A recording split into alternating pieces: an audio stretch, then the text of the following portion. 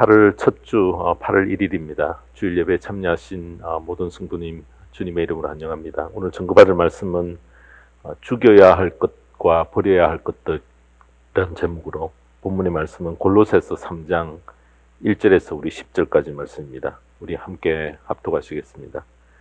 그러므로 여러분이 그리스도와 함께 살려주심을 받았으면 위에 있는 것들을 추구하십시오. 거기에는 그리스도께서 하나님의 오른쪽에 앉아 계십니다. 여러분은 땅에 있는 것들을 생각하지 말고 위에 있는 것들을 생각하십시오. 여러분은 이미 죽었고 여러분의 생명은 그리스도와 함께 하나님 안에 감추어져 있습니다. 여러분의 생명이신 그리스도께서 나타나실 때에 여러분도 그분과 함께 영광에 쌓여 나타날 것입니다. 그러므로 땅에 속한 지체의 일들 곧 음행과 더러움과 정욕과 악한 욕망과 탐욕을 죽이십시오. 탐욕은 우상 숭배입니다. 이런 것들 때문에 순종하지 않는 자들에게 하나님의 진노가 내립니다. 여러분도 전에 그런 것에 빠져서 살 때에는 그렇게 행동하였습니다. 그러나 이제 여러분은 그 모든 것, 곧 분노와 격분과 악의와 해방과 여러분의 입에서 나오는 부끄러운 말을 버리십시오. 서로 거짓말을 하지 마십시오. 여러분은 옛사람을 그 행실과 함께 벗어버리고 새사람을 입으십시오. 이 새사람은 자기를 창조하신 분의 형상을 따라 끊임없이 새로워져서 참 지식에 이르게 됩니다. 아멘. 네, 오늘 이 말씀 가지고 죽여야 할 것과 버려야 할 것들이라는 제목으로 말씀을 전합니다. 이사를 할 때에 부부 사이에 의견 충돌을 쉽게 일으키는 한 가지가 있습니다. 버릴 것들이 많은데 필요치 않는 것들을 과감하게 버리는 문제를 놓고 부부 사이에 의견이 갈렸어요. 한쪽은 버릴 것을 고집하지만 다른 쪽은 킵하기를 원하여 불화를 일으키는 중요한 원인이 됩니다. 여러분은 어느 쪽입니까? 킵하려는 쪽입니까? 아니면 버리려는 쪽입니까? 사실 필요할 것 같아서 보관을 하지만은 한 번도 사용하지 않는 것들이 참 많습니다. 이사를 할 때 끝까지 버리지 않고 킵하지만은 언제 필요할지도 잘 모르고요. 또 그걸 막연하게 필요할 것 같은 생각이 들어서 킵하려 하는데 나중에 가면은 그것이 어디에 두었는지조차도 모르는 것들이 참 많습니다. 근데 분명한 것은 나이가 들어갈수록 정기적으로 여러분 버려야 될 것들을 계속 버려나가는 것들이 정리하는 것이 참 좋다는 것입니다. 못 쓰는 물건만 버려야 하는 것이 아니고요. 쓸모없는 물건보다 더 빨리 버려야 할 것들이 있습니다.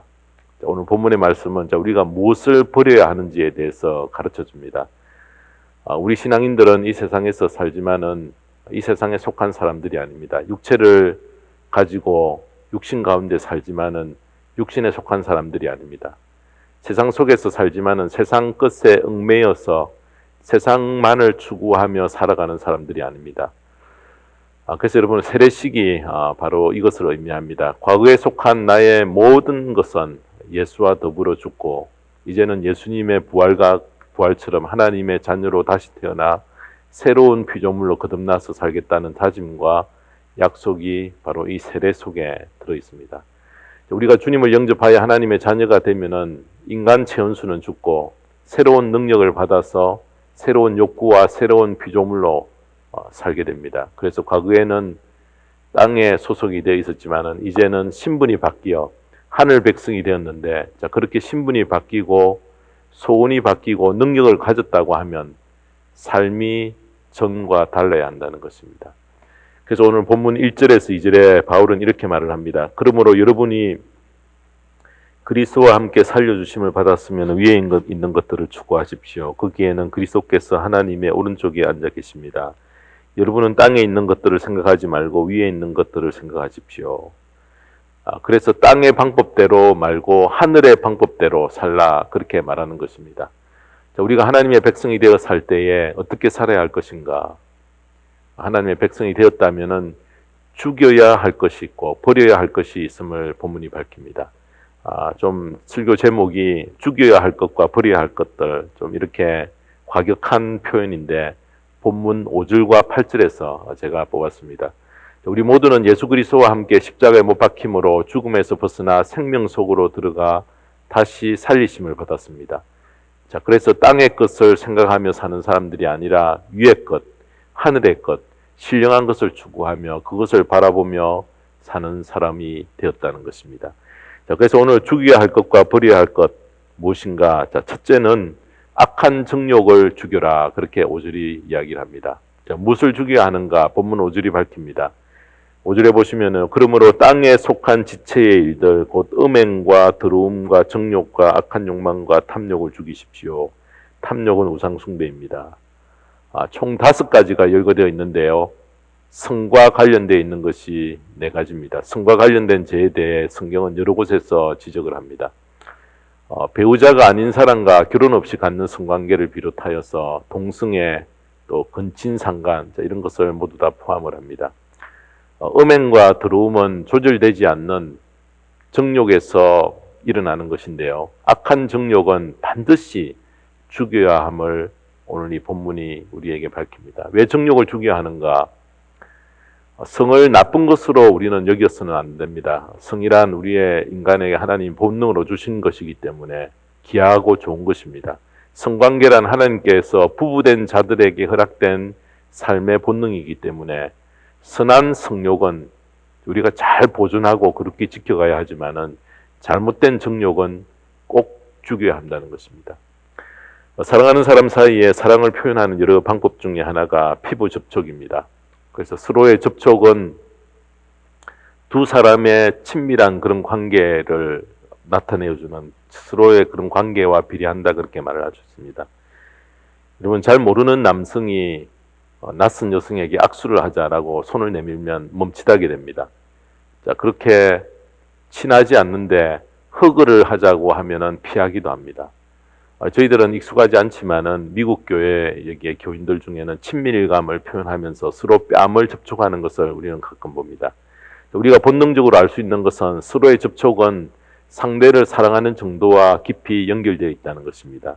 그래서 육체를 통한 가장 친밀한 표현이 부부의 성관계입니다. 자, 이것은 정말 하나님 앞에서 죽을 때까지 일생을 같이 보낼 것을 맹세한 부부로 서약한 사이에 하나님께서 허락한 귀한 사랑의 표현입니다.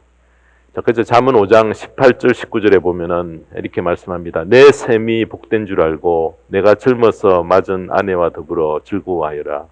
아내는 사랑스러운 암사슴, 아름다운 암노루, 그의 품을 언제나 만족스럽게 생각하고 그의 사랑을 언제나 사모하여라. 자, 그러므로 한눈 팔지 말고 오직 자기 배우자에게서 기쁨을 찾을 것을 말씀합니다. 하나님이 정해놓으신 것을 깨뜨리면은 반드시 그 속에는 부작용이 일어나 혼란을 초래하게 되어진다는 것입니다. 사랑하는 성도 여러분, 분별 없는 성관계로 인해서 일어나는 불행한 일이 뭡니까? 가정이 먼저 파괴가 되어지고요. 가정의 혼란을 초래하고 수많은 갈등과 상처 때문에 관계가 깨어떨어져서 큰 둘 사이에는 스트레스가, 긴장관계가 일어나게 되어진다는 것입니다. 하나님이 정해놓으신 질서를 무시할 때에 이런 비극적인 결과가 초래되는데 하나님의 자녀들은 이 질서를 세워가는데 모범을 보이고 최선의 노력을 기울이는 그런 최선의 노력을 다해야 된다는 것입니다. 음행이란 말은 모든 종류의 부도덕한 성적 비행을 가리킵니다. 음행을 성도가 죽여야 할 것으로 먼저 언급한 이유는 뭔가? 바로 음행이 인간의 마음 속 깊이 뿌려박혀 있는 가장 근본적인 죄악의 뿌리가 되기 때문에 그렇습니다.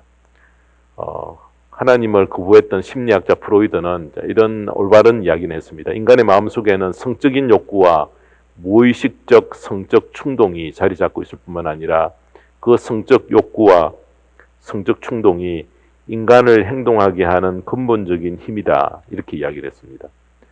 자, 인간은 근본적으로 성적인 욕망에 의해 움직이게 되어 있다라는 것을 밝혔습니다.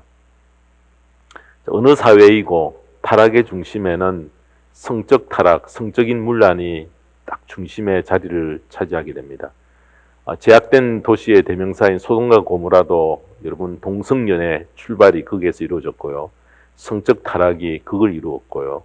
또 물로 세상을 심판하신 노아 홍수 시대에도 가만 성경을 읽어보면 성적 타락이 사회 전반에 퍼져 있었다라는 것을 우리가 알 수 있습니다. 창세기 6장 2절에 보면은 하나님의 아들들이 사람의 딸들의 아름다움을 보고 저마다 자기들의 마음에 드는 여자를 아내로 삼았다 이렇게 이야기합니다. 세상이 타락해 가는 것은 어쩔 수 없지만은 하나님의 자녀된 성도들은 이 타락한 세상을 향해 성결한 삶을 보여줘야 될 책임이 있다는 것입니다. 흘러 내려오는 물을 거슬러 올라가야 될 책임이 성도들에게 주어져 있다는 것입니다. 그래서 성적인 타락은 마음에서부터 시작이 됩니다. 사람들은 겉으로 드러난 사실을 보지만은 하나님께서는 그 근본인 마음부터 보신다는 것입니다. 그래서 주님께서 마태복음 5장 28절에 말씀하시기를 여자를 보고 음욕을 품는 사람은 이미 마음으로 그 여자를 범하였다라고 차원이 다르게 말씀하셨습니다. 여러분 얼마나 보고 음욕을 품는 자마다 이미 간음했다. 얼마나 우리가 죄에 대해서 민감해야 되는가라는 것에 대해서 말씀합니다. 마음에 깊이 자리 잡고 있는 음란의 요소를 경계해야 합니다. 바울도 에베소서 5장 3절에 보면은 음행이나 온갖 더러운 행위나 탐욕은 그 이름조차도 여러분의 입에 담지 마십시오. 그렇게 하는 것이 성도에게 합당합니다. 농담으로라도 그런 이야기를 하지 말라는 것입니다. 성적인 타락은 다른 나라의 이야기가 아니고요. 바로 내 주위에, 우리 주위에 가장 가까이 와 있는 이야기입니다. 이런 타락한 세상 속에서 육신과 심령의 성결을 유지하여 하나님 나라를 유업으로 받는 복된 자리에 나가는 저와 모든 성도님 되시기를 주님의 이름으로 축원합니다. 두 번째로 죽여야 할 것, 버려야 할 것, 둘째는 탐욕을 죽여라 이렇게 말씀을 합니다. 5절 후반부에 보면요. 탐욕을 죽이십시오. 탐욕은 우상숭배입니다. 탐욕을 어떻게 정의하겠습니까? 자신이 지금 가진 것보다 조금 더 가지고 싶어 하는 것이 여러분 탐욕입니다. 제가 최근에 책을 한 권 읽는데 이런 글을 읽었습니다. 사람이 늙었다라고 말을 할 때에 무슨 생각을 기본으로 깔고 있는가? 항상 자기 나이보다 15살 위를 떠올린다라고 그렇게 말을 합니다. 그래서 20살 때에 35살이 되면 나이 드는 것으로 간주하게 되고요. 또 40살이 되면은 55살이 되면은 늙어가는 여러분 그런 문으로 들어가는 것으로 여기고 60살이 되어지면은 75이 넘어야 늙었다라고 그렇게 여긴다는 것입니다. 근데 나이 1년이 되면은 85살이 넘어야 늙은 것으로 간주를 합니다.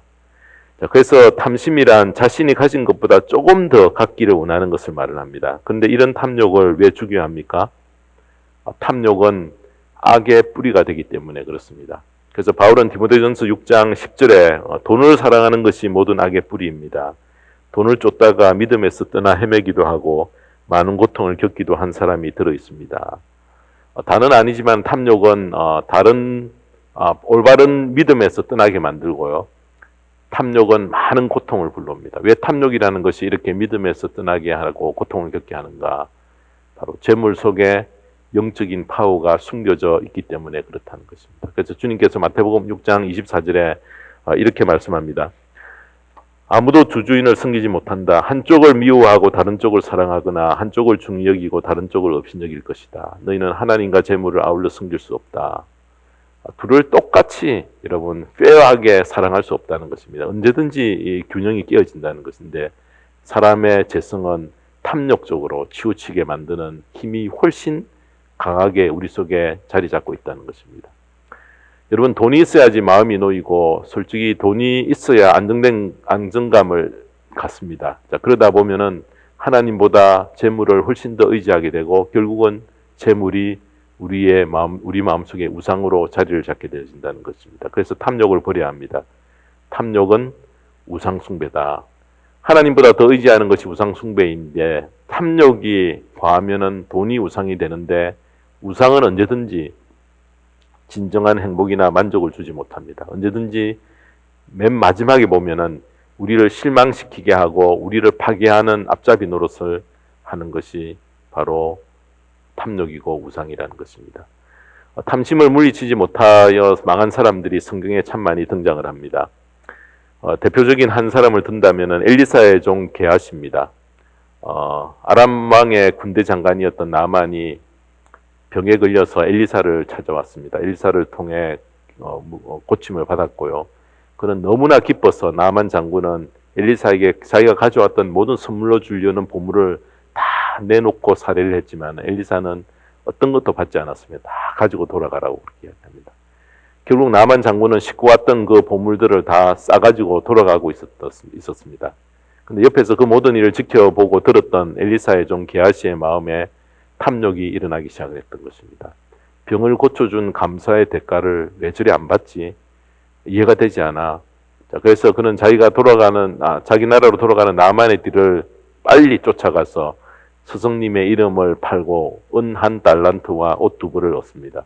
그리고는 자기 집에 돌아와서 감추고 아무 일 없는 듯이 엘리사에게로 돌아왔습니다. 그런데 엘리사는 벌써 하나님의 영감으로 그 게하시가 했던 일들을 다 훤히 알고 있었다는 것입니다. 엘리사는 탐심으로 가득 차 있던 종 게하시를 책망했고요. 그리고는 결국 어떻게 되었습니까? 나만 장군에게 있었던 그 문둥병이 게하시에게 들어가 게하시는 평생 저주받는 나병 환자로 살다가 인생을 마쳐야 했습니다.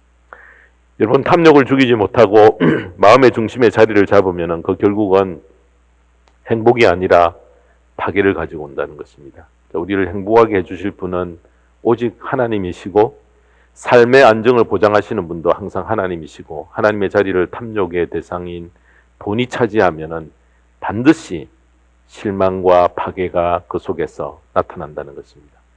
자, 그러면 어떻게 탐욕을 우리가 죽일 수 있는가? 히브리서 13장 5절에 그 답이 있습니다. 돈을 사랑함 없이 살아야 하고 지금 가지고 있는 것으로 만족해야 합니다. 주님께서 친히 말씀하시기를 내가 결코 너를 떠나지도 않고 버리지도 않겠다. 자, 지금 가진 것으로 만족하고 돈을 의지하지 말아야 할 것은 하나님께서 나를 떠나지도 않고 버리지도 않겠다라고 약속하셨기 때문에 하나님을 절대적으로 의지해야 됩니다. 내가 현재 가진 것으로 만족하고 필요가 있으면은 반드시 하나님이 때를 따라 채워주신다는 신뢰와 믿음 가운데 살 때 나의 가진 모든 것, 물질이 축복이 되어진다는 것입니다. 자, 그러면 돈을 조금 더 잘 주는 직장으로 옮기고 돈을 더 잘 버는 사업으로 바꿀 수 있는가? 그것은 얼마든지 가능합니다. 자, 어떤 결정을 내릴 때에 돈이 1순위가 되지 않도록 항상 우리가 명심해야 합니다. 예를 들어 자기가 직장을 바꾸면 가정생활이 너무 바빠서 가정에 심각한 어려움이 초래될 것을 알면서도 돈을 더 준다 하기에 직장을 바꾸는 것, 자, 이런 경우는 심각히 고려를 해야 될 사항입니다. 또 지금 사업을 잘하고 있는데 바꾸면은 신앙생활이 엉망이 될 것을 알면서 돈 욕심 때문에 그 돈을 택해 가고 신앙생활을 뒷전으로 미루는 그런 실수를 범하지 말아야 한다는 것입니다. 어떤 결정에 돈을 1순위에 두지 말아야 합니다. 돈이 있으면 편리함으로 돈을 벌 기회가 있으면 버세요. 돈을 더 준다면 옮기세요. 돈을 더 벌기 위해 사업을 늘리지만은 돈을 내 인생의 1순위에 놓아서는 안 된다는 것입니다. 자, 크리스찬들이 사업을 더 키워가면서 돈을 벌려는 이유와 목적은 좀 다음 셋 중에 하나가 되어야 합니다. 자, 첫 번째는 내가 정말 좋은 제품과 서비스를 가지고 나와 관계하고 있는 내 가게에 들어오는 내 사업과 관계되는 모든 사람들에게 더 많은 혜택을 주어서 그들을 섬기고 싶다라는 욕망을 가졌던지, 둘째는 나는 많은 사람을 고용하여 더 많은 혜택을 주겠다라는 이런 동기가 있던지, 마지막 셋째는 내가 돈을 많이 벌어서 이웃과 주를 위해서 잘 쓰겠다는 동기를 가지는 것은 선한 목적이기 때문에 얼마든지 여러분 펼쳐나갈 수가 있습니다. 자, 그러나 목적이 분명치 않고 돈이 목적이 되어 사업을 키우는 것, 여러분 그것은 우리들이 언제나 탐심으로 미끄러질 가능성이 있다는 것입니다. 그래서 매우 조심해야 합니다. 돈이 내 삶의 우상이 되어 있지 않은가 우리가 잘 살피셨어요. 우상으로 자리를 잡으면 반드시 부작용이 일어나고 파괴가 찾아오는 것을 우리가 명심해야 합니다. 자, 우리는 재물을 의존하지 않고 탐심을 죽이고 하나님을 의존하여서 하나님이 우리에게 허락하신 재물의 복과 함께 평강을 누리는 저와 모든 성도님의 복된 생애가 되기를 주님의 이름으로 축원합니다. 죽여야 할 것, 버려야 할 것 셋째는 공동체의 연합을 깨뜨리는 것을 우리는 철저히 버려야 한다. 8절이 말씀합니다. 버려야 하는 것은 어디에 있는가? 8절에 나오는데요. 8절에 보시면 그러나 이제 여러분은 그 모든 것, 곧 분노와 격분과 악의와 해방과 여러분의 입에서 나오는 부끄러운 말을 버리십시오. 자, 여기에 열거된 것을 보면 모두 다 공동체의 연합을 깨뜨리는 것입니다. 분노라는 것은 마음의 섭섭함이 여러분 밖으로 표출될 때에 격분으로 나타납니다. 악이라는 것은 잘 안 되었으면 하고 바라는 것을 말하고요. 해방이라는 것은 잘 되지 않도록 방해하는 것이고, 또 부끄러운 말이라는 것은 상대의 마음을 다치게 하는 난폭한 말이나 수치스러운 말을 뜻합니다. 자, 이들의 공통점은 모두 다 공동체의 연합을 깨뜨리는 해악과 같은 그런 요소라는 것입니다. 특별히 골로새 교회는 이단 사상이 들어와서 공동체 연합이 깨뜨려지는 그런 조짐이 보였기에 바울은 더욱 이에 대해서 강조를 합니다. 주님의 교회가 맡기신 사명을 바로 감당하기 위해서는 우리가 하나 되는 그런 노력을 해가야 합니다. 연합을 깨뜨리는 요소를 찾아서 철저히 제거해 가야 된다는 것입니다. 여러분, 교회라는 공동체가 하나님이 함께 하시는 매우 매력적인 곳이라는 것을 세상 사람들에게는 우리가 어떻게 보일 수 있는가? 우리가 정말 하나님의 자녀이고 하나님의 자녀가 모인 공동체임을 어떻게 보여줄 수 있는가? 방법은 마땅치 않지만은 예수님께서 그 해답을 주셨는데, 너희들이 하나 되는 것을 보고 한 마음 되는 것을 보고 그 속에 하나님이 함께 계심을 그들로 보여주라, 그렇게 이야기하십니다. 요한복음 17장 21절에 보면은 제자들을 위해 주님께서 남기신 유명한 기도입니다. 아버지께서 내 안에 계시고 내가 아버지 안에 있는 것과 같이 그들도 하나가 되어서 우리 안에 있게 하여 주십시오. 그래서 아버지께서 나를 보내셨다는 것을 세상이 믿게 하여 주십시오. 제자들이 하나 된 것을 보고 예수님은 하나님이 세상에 보낸 아들임을 믿게 됩니다. 왜냐하면 세상 사람들도 하나 된다는 것, 쉬운 일이 아니라는 것을 이미 압니다. 세상 사람들이 하나 되는 것이 힘든 것은 이해관계에 얽혀 있기 때문에 내가 약간의 손해라도 있게 되면 어떤 관계라도 끊어버리는 것이 세상입니다. 자기와 잘 아는 사람, 친한 사람과 사귀지, 자기와 다른 사람, 자기와 부딪히는 사람, 부담이 되는 사람과 사귀어야 한다는 의무감을 세상 사람들은 전혀 느끼지 않고 항상 그런 경우들이 있으면 피해버리고 항상 외면해버립니다. 자, 근데 만약 교회 안에 전혀 사회 배경과 출신과 빈부가 서로 다른 사람들이 어우러졌어요. 공동체의 연합을 이루고 조화를 이루고 가게 되면은 또 전혀 성격이 다르고 생활 배경이 다른 사람들이 하나가 되어 서로 협력하고, 빈부 격차, 또 학력, 이런 차이가 있는 사람들이 전혀 생각하면은 안 맞는데 서로 하나가 되어져 가는 모습들, 또 전혀 안 맞는 부부가 행복하게 사는 모습을 보면은 세상 사람들도 연합하는 것이 힘들다는 것을 알기 때문에 좀 이상히 여깁니다. 저 속에 뭔가 내가 알지 못하는 그런 세계가 펼쳐지구나, 의문을 가지면서 신앙 세계 안으로 노크하고 들어올 수 있다는 것입니다. 여러분, 지금 왜 전도가 안 되고 힘든지 답이 나옵니다. 교회가 늘 싸우고 찢어지지 않습니까? 미국에 있는 한인교회 70%가 다 싸우고 갈라져서 시작된 거 아닙니까? 그래서 우리가 늘 듣는 소리는 교회가 늘 싸움박질한다라는 소리를 들을 때에 아파해야 하고요. 연합하지 못하는 공동체 속에 하나님이 역사하지 않음을 알고 어떻게 하든지 연합하는 그 공동체가 되는 이 노력들을 우리는 열심히 해가야 된다는 것입니다. 공동체가 연합하여 하나 되는 것만 보여주어도 전도의 문이 서서히 열리기 시작을 합니다. 그래서 연합을 깨뜨리는 요소를 우리는 철저히 여러분 깨닫고 버려야 합니다. 하나 되는 것은 성도의 사명인 것을 알아야 합니다. 사역을 잘 못해도 하나 되는 것을 깨뜨리지 않게 조심조심 우리는 나아가야 된다는 것입니다. 하나가 되는 것에 우리가 집중하고 가장 귀한 가치로 여겨야 합니다. 하나가 될 때에 예수님께서 말씀하시기를 하나가 되는 것을 보고 세상 사람들이 예수님으로부터 온 사람인 것을 알도록 우리를 위해서, 제자를 위해서 기도하셨다는 것입니다. 그래서 하나가 되기 위해서는 하나가 되는 것을 방해하는 것을 버려야 합니다. 자, 그러기 위해서는 무엇이 하나 되는 것을 가장 방해하는 요소로 대두가 되는가? 우리 마음속에 가진 섭섭함입니다. 섭섭함을 빨리 우리는 청산할 수 있어야 합니다. 8절을 다시 보시면요. 그러나 이제 여러분은 그 모든 것, 분노와 격분과 악의와 해방과 여러분의 입에서 나오는 부끄러운 말을 버리십시오. 자, 이런 것들이 왜 나오는가? 섭섭함 때문에 나온다는 것입니다. 분노와 격분은 섭섭함이 표출된 것입니다. 자, 그래서 섭섭함이 별것 아닌 것 같지만 섭섭한 마귀가 활동하여 전체를 순식간에 무너뜨리게 만들어버립니다. 그래서 이슬비 내리듯 소위 소문도 없이 성도님의 마음속에 자리 잡고 있는 작은 섭섭함, 교회를 갈라지게 만들고요. 어지럽게 만드는 그런 마귀와 같은 역할을 하는 요소라는 것입니다. 이것을 어떻게 해결해야 합니까? 여러분, 딴 방법이 없고 맨 먼저 섭섭한 마음들이 있으면 기도를 시작해야 합니다. 섭섭함을 풀어달라고 기도하십시오. 그러면 기도 가운데 뭘 깨닫게 하시는가? 너가 억울하다고 기도하는데 너가 오히려 억울한 짓을 했지 않느냐라는 것을 도로 깨닫게 만드시고요. 그래야 회개하게 만드시기도 하고, 어떤 경우는 상대를 이해하면서 불쌍한 마음을 주시기도 합니다. 하나님께서 기도하면은, 하나님께 기도하면 섭섭함을 풀어주십니다. 하나님께서 안 풀어주시면은 기다려야 합니다.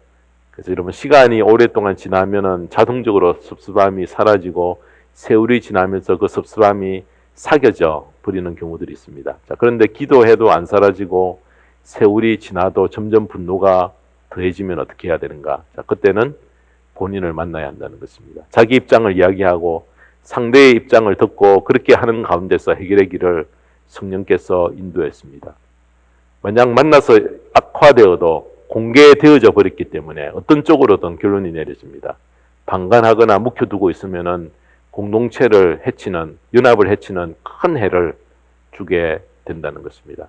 그래서 공동체의 건강을 위해 자신이 때로는 손해를 감수하고 누명을 써서 인내하면 마지막에 사실은 꼭 드러나고 밝혀지게 되어진다는 것입니다. 우리가 신앙생활을 하면서 죽일 것과 버릴 것을 우리가 바로 알아서 주님 앞에 서는 시간까지 인내하며 공동체의 유익을 먼저 생각하고 그 큰 열매를 맺는 복된 생애가 나로부터 시작되는 그런 귀한 삶을 사는 저와 모든 성도님의 복된 생애가 되기를 주님의 이름으로 축원합니다. 기도하겠습니다.